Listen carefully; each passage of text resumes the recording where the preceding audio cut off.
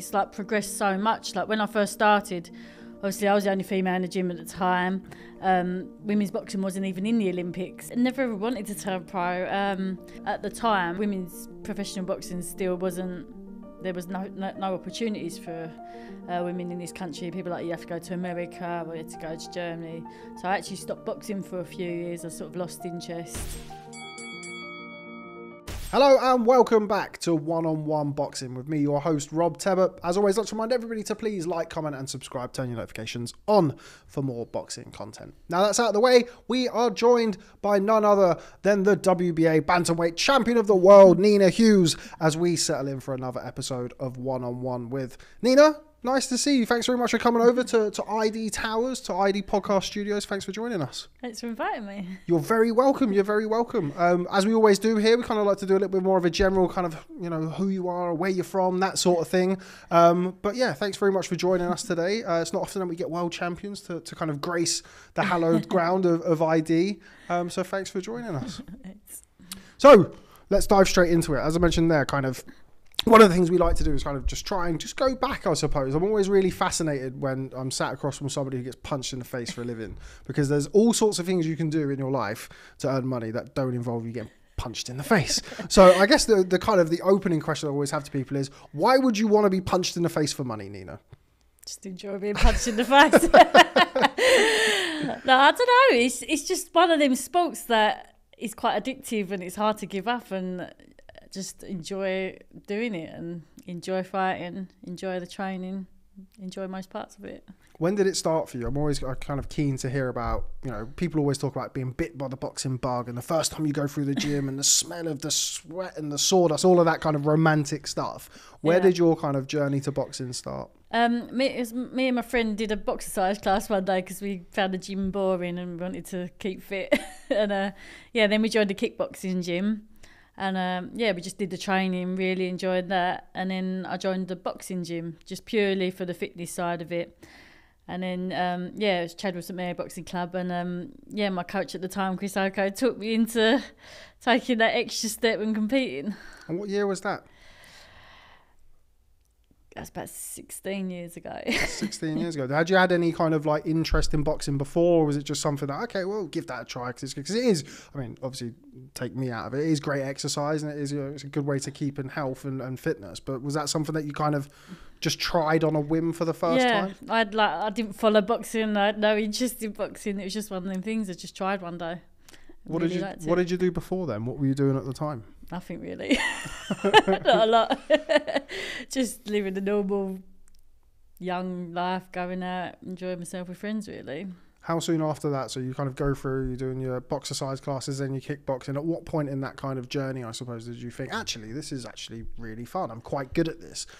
Yeah, well, I think once I had my first one, obviously I won that. And then, that was it. Like the buzz of wanting to keep competing. And I went quite quickly in my amateur career. After 18 months was when I went for assessments for the GB squad. And got selected for the first ever female Olympic squad for the 2012 Olympics. So I was a relative novice then. Got picked for that, so then I was training on GB full time. And just got the experience and carried it on that way. What did your friends and family think at the time when you're kind of like, I'm assuming anyway, it kind of sort of came out of nowhere that, actually I'm going to be a boxer. Now, if I turned around one day and sort of said to me, I'm going to be a boxer, they'd laugh at me. Now, what was it like for you in those early days? My friends were really supportive. My mum was like, my parents were like, what are you doing? Why would you want to do that? Are you sure? But it was just one of the things. Like, I never thought I'd get into it how I did. At first, obviously, it was a hobby. When you start off amateur, you never take it that serious as in where you're going to progress to until you start winning, and then you're seeing that, actually, hang on a second, I can get further than this. So.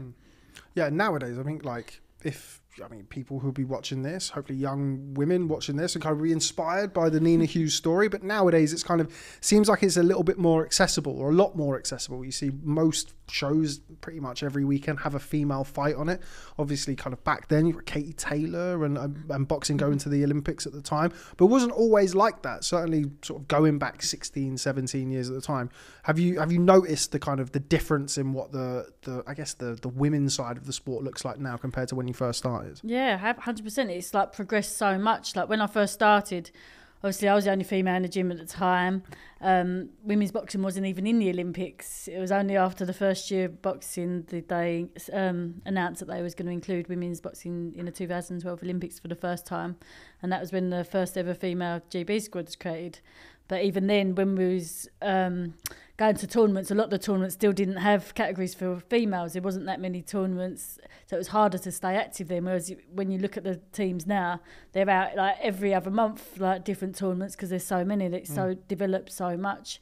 All the countries have got their own female squads now, so it's good to see the progression. What was it like for you on GB? I'm always fascinated to speak to people who have been on GB, because like for some people, I think probably it's fair to say for most people they have a great experience there, but it's not always like that for everybody for various different reasons. What was it like for you on GB? Yeah, I really enjoyed it. I thought it was a great experience. Got to travel the world, going to all different countries, different training camps, boxing everywhere. So yeah, for me it was a great experience, and I learned a lot and progressed a lot in that time I was on there. People talk about the travelling quite a lot. Where was that? Okay, I want to know your favourite place to travel and what the weirdest place that you went to travel. Because people who don't know and don't follow the amateur code all the time do find yourself in some quite interesting places, don't you? The best place we went to, I think, was China. We went there twice actually for training camps. They really looked after us well, and we got to do a bit of sightseeing as well. We went to see the Great Wall, went to see the Forbidden City. They took us shopping, and they really looked after us. So that was a great experience. The worst place. We're not going to go with worst. We're going to go with slightly most different place. The most different place, probably Russia. We went there. We actually went there thinking we was only going for a training camp, and when we got there, we had to box 3 times in 3 days. So none of us were like prepared on weight, expecting it. So it was a bit of a shock. The way they trained, their facilities, their food. Was all very different. Yeah, I can imagine. That's something that we had Fraser Clark in not too long ago, and I think he was he had a few things to say about Eastern European cuisine, I think, in general. You mentioned there about going to China. We kind of briefly spoke beforehand about your Chinese heritage, which is something that we're going to come on to slightly later on when you're propping up the Big Bang, rather than Big Bang on your undercard in Beijing in the Bird's Nest. But yeah, half Chinese? Yeah, my mum's from Hong Kong. So, yeah, half Chinese. My dad's English. Do you speak, is it Mandarin? Cantonese. Cantonese? Yeah, fluent enough. Okay, fluent enough. Okay, well, we're going to have to have some, we're going to have some Cantonese. It'll be the first time we've had Cantonese here on one-on-one boxing, so it's a big moment for us. So I don't know nothing rude. So what can we have you say? My name's Nina Hughes, the WBA bantamweight champion of the world. 我個名係 Nina Hughes， 我係世界冠軍。 I'm not going to try it, but that sounds fantastic. I'll tell you what, Nina, the next time that you come into one-on-one, I'll have perfected that. Although I'll say I have to work out, was it your Nina Hughes? Because obviously I'm not Nina Hughes. Anyway, kind of on your amateur journey and your amateur experience, because obviously at that time, like, people are starting to turn pro, and you are starting to see Katie Taylor and the like kind of go out and push it. Was it something that you'd always kind of considered, the whole going pro? Was it something that you kind of took, I guess, step by step? No, I never wanted to turn pro. Like when I come off GB, I did look at turning pro, because that's most people's natural progression. When they finish as an amateur of GB, they turn pro. But at the time, women's professional boxing still wasn't. There was no opportunities for women in this country. People like, you have to go to America, or you have to go to Germany. So I actually stopped boxing for a few years. I sort of lost interest. It's only when I had my first child I went back into the amateur boxing just to lose weight, and started really enjoying it again. But I was just doing it as a hobby more than anything else. I did look at turning pro, but I was just the thought of selling tickets and all that always put me off. No interest at all. And then it was in lockdown, and that's when women's boxing started taking off. I was watching girls on the telly, I'd sparred, and I was thinking, I could still do this. And professional gyms are open and amateur gyms are shut, and I just thought to myself, I've got to give it a go, otherwise I think I'll regret it for the rest of my life. Like, at least if I try and I don't get anywhere, I've tried. If I don't give it a go, I'll be full of regret. So, yeah, walked into a professional gym and here I am now. Here you are now, indeed. That period of time that you kind of spent in between amateurs and obviously becoming a mother as well, which we'll come on to speak about. Did you miss boxing in that time? Or I suppose when you were a father myself, I know what it's like having young kids around at the time. Yeah. Obviously, it takes up quite a bit of your attention span, but did you miss boxing? I think when I had the 3 years out, I didn't really. I think I'd gone from the GB and I stopped, and then to try and go back to boxing amateur at the time, I didn't have the motivation. I did try and I just lost all interest. So I did stop boxing for 3 years, and then it was literally, I had my first child, I put on loads of weight, and I thought, right, I'm going to set myself a target to have one bout just to make myself lose the weight, and I thought that'd be it. But then the love of it come back, and I started really enjoying it again. And then when I got pregnant for my second time, I knew I wanted to go, like, I was back in the gym 3 weeks after my second baby. I knew I wanted to carry it on then. That's one of the things I wanted to kind of speak about now. So how old are your children now? 9 and 7. What do they think about what mum does for a living? My eldest is really interested in it. He asks a lot of questions. The youngest don't really pay back too much attention. They come to the gym with me quite a lot. When I'm sparring, I don't even watch. Too busy on their iPads. But yeah, that kind of getting interested. Do they watch mum when you fight? Do they watch my eldest did. He walked my belt in for my last defence, and he walked my Commonwealth belt in a couple of times. So. What's that like? I guess for you, really, like, what's it like kind of having your kids watch you have a fight, I suppose? It's kind of like most parents, it's quite alien to them to have to do something like that, isn't it? I suppose, I don't know, I like that he's excited about it and he wants to, and I just thought it's an experience that he'll always remember as well, so it's nice having him part of it. Would you like your kids to box, even just amateur or keeping fit? Because it is a great discipline, as we all know. Yeah. It's a really good thing for kids to do. It feels like, again, as a parent myself, kind of want to get my daughter off the iPad and get her, do you know what I mean? Get out and about. Like when we were kind of younger, it's like jumpers for goalposts and like going out and playing with your friends. Like nowadays, quite different. But the boxing gym is still there and it's still a great source of discipline. Is it something that you'd like to see your kids maybe do one day? Yeah, definitely. If they're interested, definitely. But at the moment, if you ask them, they're like, no. They've got no interest at all. But yeah, you never know, they might change their minds. Yeah, it goes back to kind of the point that we're making at the start about getting punched in the face. Do you want to do that? Not really, Mum. No, we'll leave you to do that. They're both quite quiet and timid kids, so. It's one of the good things about being in the boxing gym, isn't it? I mean, you would have experienced it yourself. It does bring a lot out of you, brings a lot out of you from a personality point of view, and obviously is great fitness as well. Yeah, definitely. I mean, even when I first started training, I remember going to watch the first amateur show and I was thinking, I can't get up in front of all them people and get punched. Imagine if I'm getting beaten up. Like, them things do go through your head at the beginning. But yeah, I don't know, there's something about it that once you start, you just enjoy. Are you a nervous fighter in fight week? Because you kind of, most fighters are to a degree. Yeah. But what are you like throughout fight week? What are you like when it gets kind of down to those final moments? I'm good now. Do you know what? I used to suffer from really bad nerves up until I come off GB, and then once I had kids and I went back into boxing, I just stopped getting nervous. Even now, I'm just calm. Yeah, I'll get a little bit of that nerves of wanting to win, but yeah, I don't really suffer from nerves anymore. It's weird that they just stopped. That's one of the things, just having kids. Just like anyone who's got kids will tell you, once you have kids, everything else is pretty easy. Like in comparison, isn't it? Yeah. One of the people I wanted to speak to you about is your manager, Lee Eaton. Yeah. Interesting character. Anybody who knows boxing is kind of around the circuit knows Lee Eaton. He's always around. He's always making a fight here and making a fight there. Just describe to me, if you can, Lee's influence on your career. Yeah, obviously, he's been a massive help in my career. He got me the Commonwealth title and WBO international belts on my third fight. So, yeah, we knew that because of my age we had to move quickly, and that's what we've done. How was he to work with, Lee? Yeah, he's good. An interesting character. I've got a lot of time for Lee in here on the one-on-one show. Right, this thing here, which I like, shout out the rest of the governing bodies. I do like the WBA. I think the WBA belt looks pretty cool. I'm not just saying that because Nina Hughes will punch me to death if I don't. But winning a world title against Jamie Mitchell last year. Describe to me the feeling, if you can, of winning a world title. Best feeling in the world, literally, and especially because no one gave me a chance. Everyone thought I was going to lose, and so proving everyone wrong was even better. What was that fight like? Because Jamie Mitchell, obviously, we'd seen her. She beat Shannon Courtney. She was a decent fighter herself. Yeah.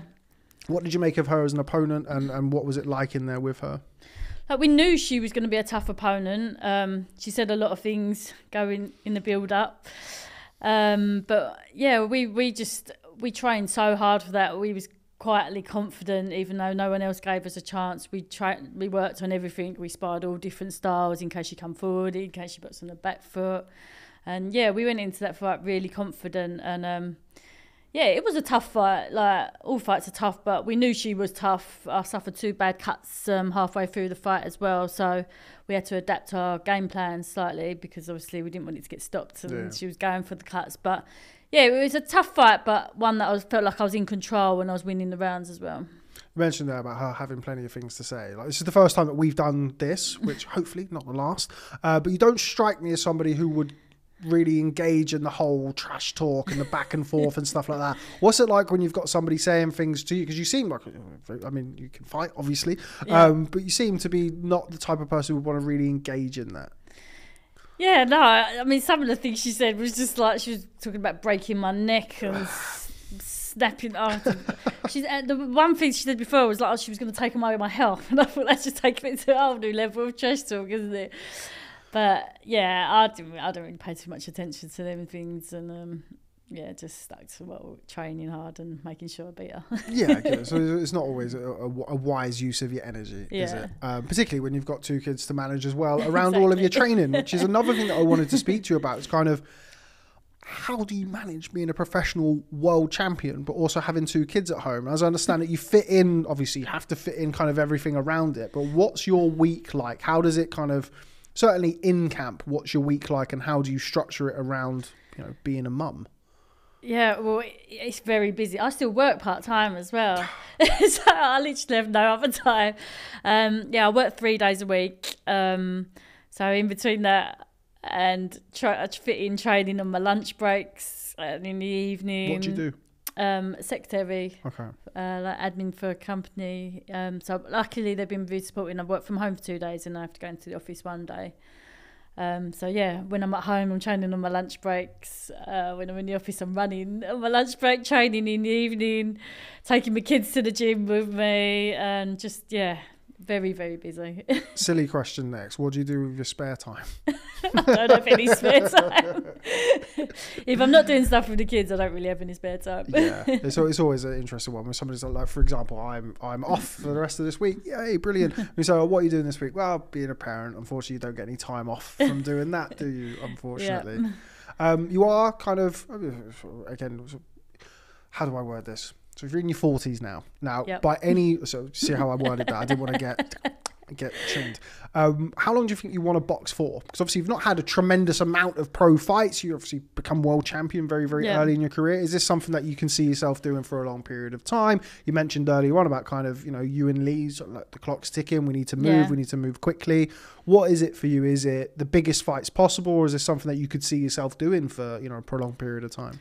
Yeah, I can't put a time limit on because it's hard to know how you feel. At the moment, I still feel young, I still feel fresh. So I'm going to keep going until that time happens when I don't. But obviously, definitely a couple of years. And I just want the big fights. I want to unify and I want to fight for undisputed. So that's the main goal, and to try and get them big fights as soon as I can. Now, those big fights you mentioned, they're kind of becoming unified and undisputed. And I mentioned earlier on, there was obviously Shannon Courtney and Ebony Bridges and various other kind of names floating in and around, obviously bantam, super bantam, and around that package. If you could pick one, who do you want and why? I want Ebony Bridges because she's got one of the other belts and I want that other belt. And then I want Nina Hughes, who's got the other 2 belts for undisputed. 2 fights. And I'm fighting for undisputed. That would be the dream. And you could be done. You could be done. Ebony Bridges, what do you make of her as a fighter? Obviously, the way that Ebony Bridges has marketed herself, probably fair to say, slightly different to the way that you've marketed yourself in your career so far. Yeah. But, there's no kind of right or wrong way to build in a brand and a profile. But as a fighter, what do you make of Ebony Bridges? Yeah, she's strong. She's tough. She's not a bad fighter. And, yeah, it's the fight I want, but it seems to be a fight that's harder to make. Why do you think that is? based on her, I mean, we've said we wanted to fight, but she doesn't seem to want to unify straight away. So I'm not really sure. But yeah, that's the fight we want. And it all depends on her, doesn't it? We're going to try and get Ebony Bridges in for one-on-one. And we're going to try and make the fight happen. Outside of boxing, what do you still want to achieve? Once boxing's done, like when it's all hung up, do you have any plans for afterwards? Oh, I haven't really thought about it yet. But to be fair, that is pretty much the exact answer I get from most fighters. They're like, no, I was just thinking about boxing. Just thinking about this really dangerous profession that I've got at the minute rather than kind of thinking too far ahead. It's one of those sports as well that it's hard to give up. Like, I know so many people carry on probably for longer than they should. But yeah, while I'm enjoying it and while I'm still winning, I'm going to keep carrying on. Do you watch boxing outside of kind of your day-to-day? I suppose you don't really have an awful lot of time, but do you get much time to watch boxers? Yeah, at the weekends, always watch the big fights. What fighters do you like to watch? Well, do you know what? I've not got anyone particular. I mean, when I first started watching boxing, I used to follow Ricketta and Joe Calzaghe quite a lot, but I just like watching all the big shows every Saturday night. What's on the telly. Yeah, we were talking just before we got live here. I'm not sure when we're going to put this out. It might be a week, might be two, but we're a couple of days removed from Tyson Fury versus Francis Ngannou. Yeah. Now, that was a big show, wasn't it? Yeah, it was a very big show. It was a very big show. We were talking earlier on about the show kind of off camera before we got started, and we were talking about the opening ceremony where I think it was like Eminem was there and you had Kanye West there and had various kind of bits and pieces. Yeah. It seemed like quite the spectacle over in Saudi, didn't it? I know, it was massive. It was like the Olympics, isn't it? A big opening ceremony. Yeah, it's definitely different. They wanted to obviously put on a big show. Yeah, they put on a big show before and then Francis Ngannou put on a bit of a show during the fight. What did you make of that? I think it's fair to say that none of us were really expecting it to go that way. I think he impressed everyone, didn't he? No one was expecting him to do anything. Everyone thought it was going to be a walkover for Tyson Fury, and I think he shocked everyone. Now, in the female code, you've got Clarissa Shields, who's kind of like dabbled. I think she's like a PFL fighter now, and I think Savannah's gone over there. Do you reckon you'd ever do that? You'd be up for getting in the octagon or the cage or whatever they do nowadays? No, definitely not. No, I think once my boxing days are done, I'm done. Yeah, I think that's probably a wise choice. Like everybody, it looks. I don't really fancy getting elbowed in the face or kneed in the head. Although you can get elbowed in the face during a boxing match, as we saw from Ngannou this weekend. He copped a nice elbow from Fury, didn't he? Yeah. Okay, well, Nina, thanks very much for coming in today. I think that's probably there or thereabouts. The first and hopefully not the last time we have you into ID Towers, ID Studios. Maybe we get you in when the big unification with yourself and Ebony Bridges gets hopefully made. But thanks very much for joining us and giving everybody a little bit of an insight into who you are. Thanks. Thanks for having me. And we hope to see you again sometime soon. Cheers. So that's all we have time for on this week's episode of One on One with.